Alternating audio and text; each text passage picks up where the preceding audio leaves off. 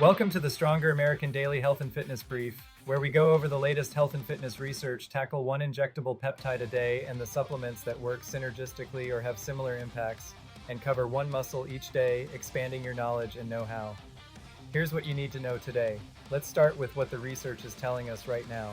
A new analysis found that blanket exercise guidelines underserve people with low cardiovascular fitness, that they actually need significantly more weekly exercise than fit individuals to get the same heart protection. A separate large meta-analysis confirmed that resistance training consistently reverses sarcopenia in older women, with 2 to 3 sessions per week producing clinically meaningful improvements in muscle mass, strength, and function. Now, today's peptide research update. Cmax is a synthetic peptide derived from ACTH that enhances brain-derived neurotrophic factor and protects neural tissue. A November 2025 study in the British Journal of Pharmacology found that Cmax works through a previously unknown mechanism. It targets a mu-opioid receptor gene that triggers deubiquitination of FTO, a key epigenetic regulator of how cells read and express repair genes after injury.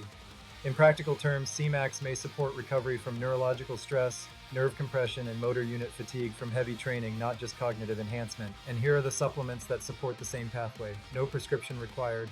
Lion's mane mushroom at 500 to 3,000 milligrams per day stimulates nerve growth factor and complements Cmax's BDNF upregulation through a parallel growth factor pathway.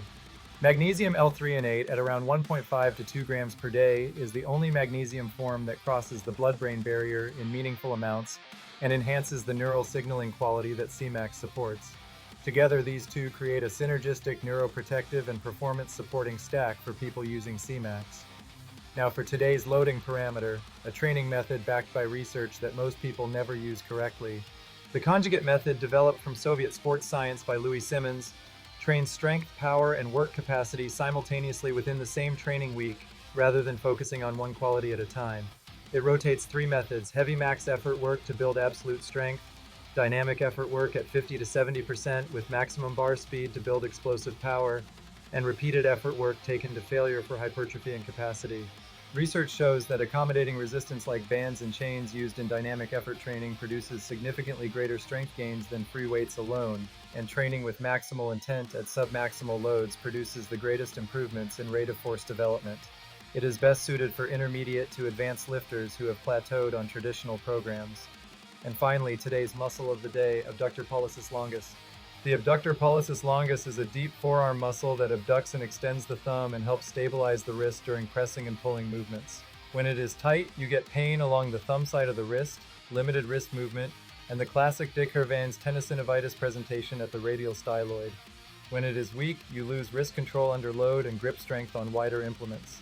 The most effective way to stretch it is to tuck your thumb inside your fist and gently pull the wrist toward the pinky side, holding for 30 to 60 seconds. Share and subscribe for more daily health and fitness briefs. Visit StrongerAmerican.com for more and sign up for our weekly newsletter. Train hard, live strong.